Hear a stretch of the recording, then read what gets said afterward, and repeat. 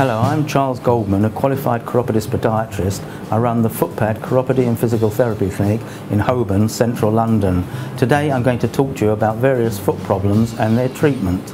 In this film we're going to discuss the treatment of smelly feet. First of all, we have to understand what causes smelly feet.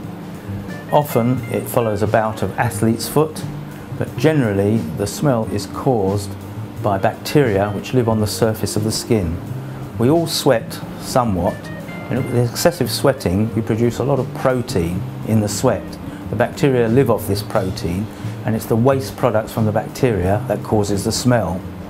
So the first thing we have to do is make sure we wash our feet thoroughly and dry them. I would recommend avoiding using talcum powder, as this keeps the feet dry but absorbs the sweat.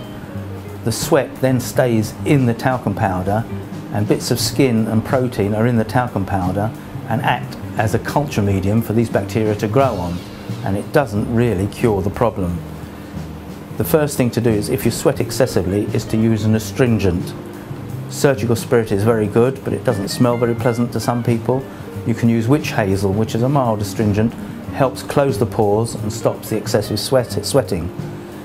And foot treatments, sprays you can buy over the counter, which are bactericides, can help kill the surface bacteria. If you sweat excessively and these methods haven't helped, you can try taking an extra pair of socks with you and changing your socks during the day and applying a small swab of witch hazel to your feet. This will help close the pores and stop the excessive sweating.